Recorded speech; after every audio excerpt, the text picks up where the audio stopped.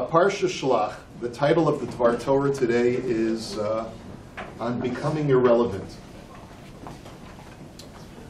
The Torah tells us that about the tragic sin of the spies. Bless you. The tragic sin of the Meraglim is something that we revisit every Tisha B'Av, in that we are told that it was this sin that ultimately caused the Jewish people to have to go into Golus and to not have a permanent messianic temple that would be everlasting and ever standing. I think in a previous year, maybe it was last year, we mentioned in the name of the Netziv, but it seems like other commentaries say this as well, is that had the Jewish people not sinned, they would have been able to fulfill their function as a light unto the nations without ever having to leave their own borders. You know, that's the famous question, is that if one of our functions is to be a light unto the world and to be able to teach the world about godliness, then how can you say that the diaspora is a bad thing? If we hadn't been thrust into the diaspora, the world would never know about Judaism. And if the world never knew about Judaism, there would never be Christianity, there would never be Islam, and there would never be a knowledge of monotheism and of God and of the Jewish Bible. So how does that work? Is being exiled a good thing, or is it a bad thing? And so the Netziv on this, in Parshas Shelach tells us that in reality, exile is a bad thing. But had the Jewish people not sinned with the Meraglim and shown this weakened resolve, they would have been able to be a light unto the nations while staying in their own borders. And that may seem difficult to fulfill. How do you influence others when you're spatially confined to one place? The answer is that the world would hear about the Jews and come to them, instead of the Jews having to go out into the world and teach the world about God. But unfortunately, we didn't have the proper resolve. And that weakened resolve translated into a diminished influence on the world. And that should almost serve as a template for all of us today. The greater our resolve and commitment to the values of Judaism and to the values of the Torah, the more influence we will be able to have, because people tend to react more to the inspired and less to the uninspired. Okay, so we should really keep that in mind anytime we want to be if we feel that we can be of influence to others, we have to make sure that we have the necessary fuel to carry that influence to other people. When we look at the sin of the spies, the Torah tells us that the 10 out of the 12 Meraglim who were Motzi Diba, who spoke disparagingly about Eretz Yisrael, died in a magefa, died in a plague before God. The Torah does not tell us what the magefa, what the plague was. They could have just dropped dead, but they were punished. This was their punishment. But Rashi quotes the Gemara in Tractate Sota, which provides us with quite a graphic illustration of how the Meraglim died. Take a look at Rashi in source number 2, B'magefa lifnei Hashem. They died in a plague before God. Ba'ota mita hahaguna lahem mida keneged mida. They died through a death that was fitting to them, measure for measure, for the sin that they had committed. Heim chatu'u b'lashon. They, after all, sinned with their tongues. V'nishtarveiv l'shonam ad tvoram. V'tolaim yotziim milashonam u'ba'im l'toch tvoram. So here's what happened. It's pretty gross. Okay? Their tongues miraculously elongated down to their navels, down to their belly buttons, their pubics. And worms crawled out of their tongues, down their tongues, and entered into their navels. Lekach ne'emar b'magefa v'lo b'magefa. And that's why the Torah says that it was with the plague and not with a plague. In other words, it was a very distinguished kind of punishment that was exactly fitting to what they had done. V'zehu lifnei Hashem, and that's why it says in front of God, because God orchestrated it.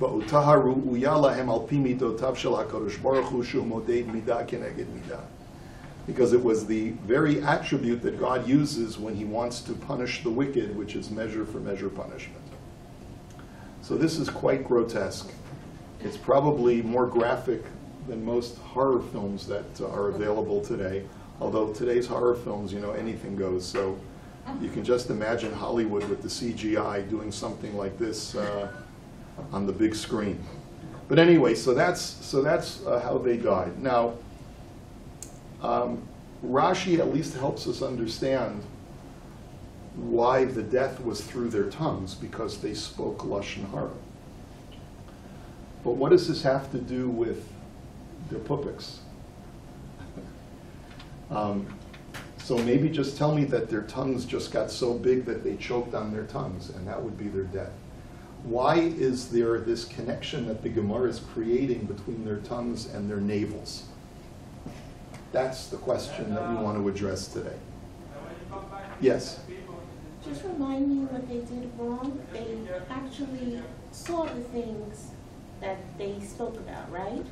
They didn't make it up. Yes, that seems to be the way Chazal understand. Yes. So the sin was...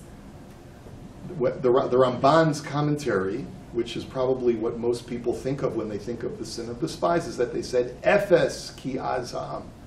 They said, however, in other words, they inserted commentary in their observations.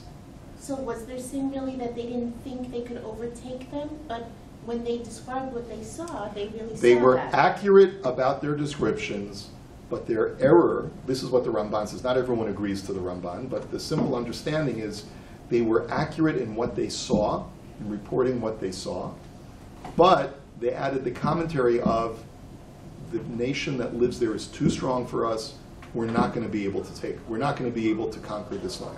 So it wasn't their place to give an evaluation. That's right. They were like CNN. I'm sorry, I didn't mean that. Anyway, but that's the way the Ramban understands. The word Ephes is the first time they sinned. Everything up until there, when they talked about the huge people and the produce that they encountered and the formidable terrain, nothing was sinful about that. Once they said Ephes, however, time for commentary, that's when they sinned. Okay? So this was the Lashon Hara that is recorded. So what does this have to do with the Tabor, which is the belly button? So the Torah Temimah is a commentary on the Chumash where he quotes the Gemara and then explains the connection between the Gemara and the pasuk that the Gemara is explaining. And the Torah Temimah in his commentary says, "Spherely the Rabbi Shila," who says that their tongues elongated like this, he holds shenenshu midam keneged midah ba'ota ever shehotziu hadibor behalashon. They were punished with that very organ that they used to disparage Eretz Yisrael, which is their tongue. But v'hayetzia l'tvuram yeshlomar dahavi gamken midah keneged midah. He says the elongation of the tongue all the way down to their navel could also be measure for measure punishment. Mipnei shehotziu diba al haaretz shehi b'tavor ha'olam. Because they spoke Lashon Hara about Eretz Yisrael, which is the navel of the world.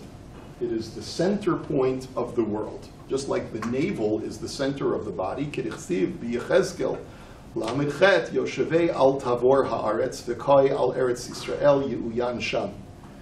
Yechezkel in chapter 38 speaks to the nations of Gog and Magog, and he tells them, don't have the chutzpah to think that you're going to be able to go and attack the nation of Israel, who are living peacefully al Tavor haaretz, on the navel of the world, which is a reference to the land of Israel.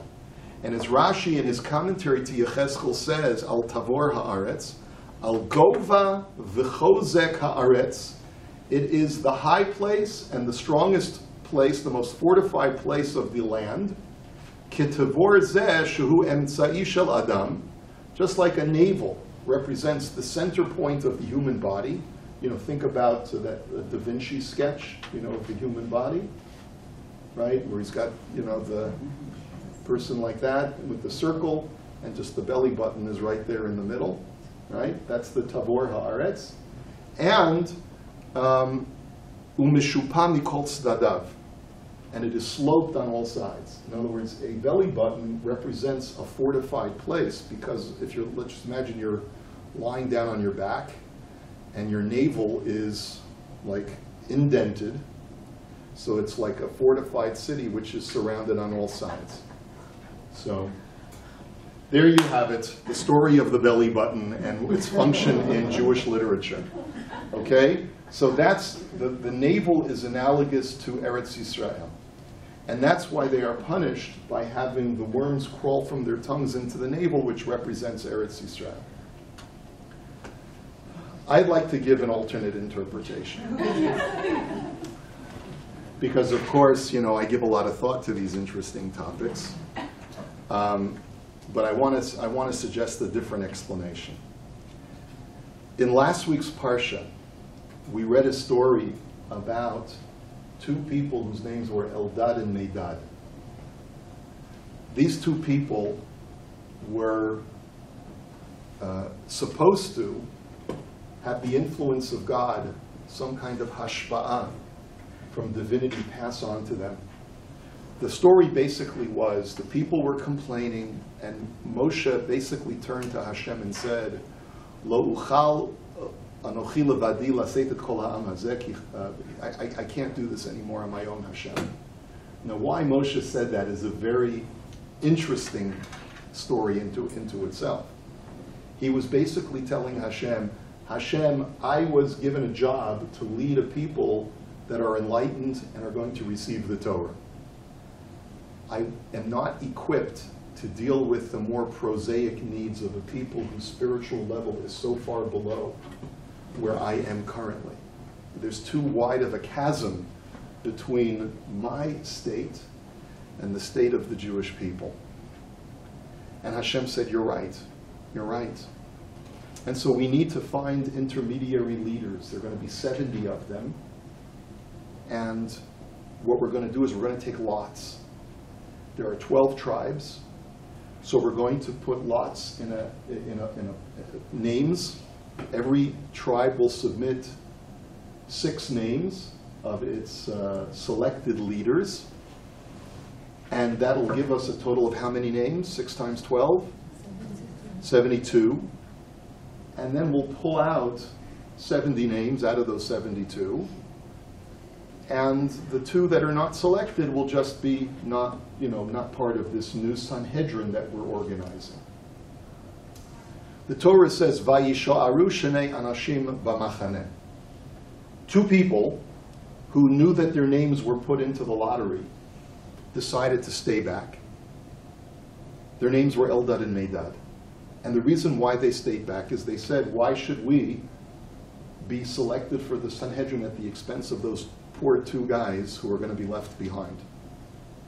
So they said, we're going to stay back and let the other 70 get the job. They don't have to take the lots. A virtuous, noble objective. They didn't want anyone to feel left out. So they said, we'll voluntarily withdraw. But that was not God's plan. And so divinity rested upon them, even though they were not in Moshe's presence like the other 70 people. And so they started to have prophecy, this new prophecy that they felt compelled to pronounce. And when Yehoshua, Moshe's disciple, sees what's going on, he immediately runs to Moshe, and he says, as the Torah says, and this is in source number 5, Vayoratz hana'ar vayaged LaMoshe vayomar. The youth ran, and it seems like either the youth was himself Yehoshua, or perhaps it was another young man who informed Yehoshua. And he tells Moshe and tells him, Eldad u'Medad mitna be'im b'machaneh. He says, Eldad and Medad are having a prophecy in the camp. Vayan Yehoshua benun misharet Moshe mibuchura vayomar. Yehoshua, the great disciple of Moshe from the time of his youth, turns to Moshe and says, Adoni Moshe Kila'im. My master Moshe Kila'im. Now there's different interpretations to what the word Kila'im means. The word Kila'im can mean one of two things. It can come from the word Kilayon, which means destruction, which basically means destroy them, Moshe. Or it could, from the word Kele, which even I think in modern Hebrew means jail, right? So Yehoshua was suggesting one of two things, either destroy them or put them in prison. Get rid of them, in effect. We need to get rid of these guys. This is no good.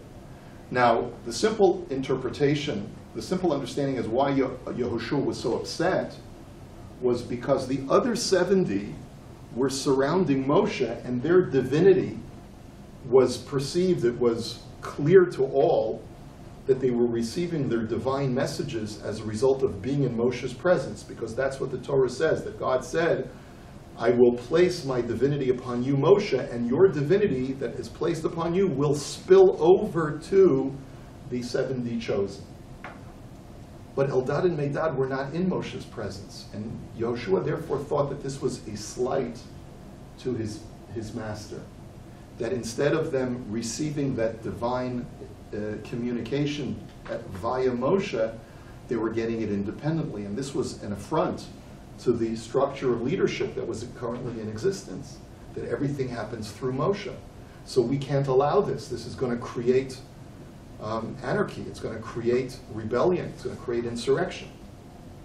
That was Yehoshua's objective. Now, what did Moshe respond to Yehoshua? Right? Oh, I would be happy if everyone was a prophet. And Moshe, in his great humility, says, leave them alone. That's the end of the story. But Rashi tells us, quoting Chazal once again, something very important about the prophecies of Eldad and Medad. He says, let's just read the Rashi together. Kila'im, put them in prison. Hatel aleihem tzorchei tzibur vehem kalim me aleihem. So first he tells Moshe, place upon them communal responsibilities, and they will self-destruct. Exactly is what he says. In other words, it's easy to be a prophet when you don't have to wake up every morning and take care of the community. But put them in charge of a committee on the board, and they will completely self-destruct. They won't be able to have prophecy anymore because they'll get so famished with all the different things that have to be done. They won't have time to be able to commune with the divine. And that's why the Torah describes Yehoshua as the disciple of Moshe from his youth. In other words, he had seen Moshe in action. Moshe was able to maintain absolute connection with the divine while at the same time attending to the various committees that needed him in Klal Yisrael, which is a unique ability that no one else had. And therefore his point was, in order to be able to demonstrate that Eldad and Medad are not your rivals in leading the Jewish people, give them prosaic duties, and people will see that they cannot maintain their divinity any further. And then they'll see that they can't hold a candle to you, Moshe, who can live in both worlds. Okay? That was the first thing. Davar acher, next explanation. Teneim el beit hakele, put them in jail. That's what the word kila'im means. Lefi shahayu mitnabi'im Moshe meit, v'Yehoshua machnis et Yisrael ba'aretz. Why do they need to be imprisoned? Yehoshua is saying this because their prophecy, their divine communication to the nation was, Moshe is going to die before we get into the promised land, and Yehoshua will bring us into Eretz Yisrael. And for that, they deserve to be imprisoned, because what a chutzpah to suggest that our great leader Moshe is going to die. I refuse to accept this, says Yehoshua. And Yehoshua himself is hearing this. And he hears that he's going to be the next leader. He says, I don't want to be the next leader at your expense, Moshe. We must eliminate these people and not allow them to foment this idea within the people. But unfortunately, by that time it was too late, and Moshe said, listen, if this is Hashem's will, let's accept it. Now, the Chassam Sofer, as well as many other commentaries, tell us something fascinating. The reason why this story appears right before Parsha Shelach, or at least in close sequence, in close connection to Parsha Shelach, this week's Parsha, is because the Meraglim, who were chosen to scout the land, were motivated, at least subliminally, by this prophecy. Moshe meit, the Yehoshua machnis et Yisrael la'aretz. Moshe is going to die, and Yehoshua is going to replace him, and he's going to lead the people into the land. What does it have to do with us? So, how many of you were following, the U.S. elections? The big thing, one of the big things when Trump was elected, was that he fired a whole bunch of people that were part of the previous president's regime, selected a whole new cabinet of leaders, and got a new attorney general, now gets a new director of the FBI. All of these things create great controversy and anxiety, and people are pointing fingers. Who does he think he is? How dare he do such a thing? Well, I've got news for you. Every president appoints a new cabinet. Every president takes a new attorney general, or almost every president does. That's the norm. When a new king or a new leader comes into power, it's not only the new leader who's the new leader, but he appoints an entirely new administration. Why? Because sometimes the old guys had loyalty to the previous leader. They may not have loyalty to me. Or they may remember me when I was in diapers and they're not going to take me seriously, or whatever reason you may want to inject into it. But it's perfectly normal and expected that when a new leader rises to power, he assigns a new cabinet, a new administration, and all of the people that surround him are brand new. This is what the Meraglim took note of. The Torah tells us, Kulam anashim rashei b'nei Yisrael hema. They were all men of distinction. The people who were chosen as the spies, they were leaders of the Jewish people. But once they heard that Moshe is going to die imminently before we come into Eretz Yisrael, what they thought to themselves was, you mean as soon as we get into Israel, we're out. New administration. We're not going to be in our leadership position anymore. We will be forced to resign our posts. We'll be put into retirement early. We'll cash in our 401ks, and then we'll be sitting on our porches every day, twiddling our thumbs, not knowing what to do next. And we certainly won't be in a leadership position. And subconsciously, this is in part what motivated them to pass negative judgment on Eretz Yisrael. Because they reasoned to themselves that as long as we can hold on to our power before we don't go into Israel, we'll still be in a position of power. We'll still be the leaders. Once we go into Israel, it's a totally new history, totally new story, totally new administration. And we're out, and someone else is going to come in. Now, they may not have even understood what their true motivations were, but the Chassam Sofer says that this was at least subconsciously part of their motivation. And so here's what I want to suggest. What is a belly button? What is a belly button? I'm asking a simple question. The lifeline.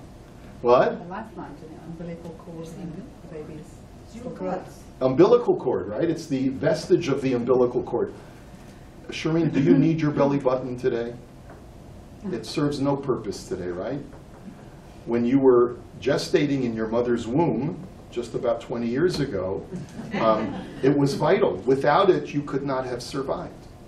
It was the vital lifeline to your being able to come full term and to surviving the womb.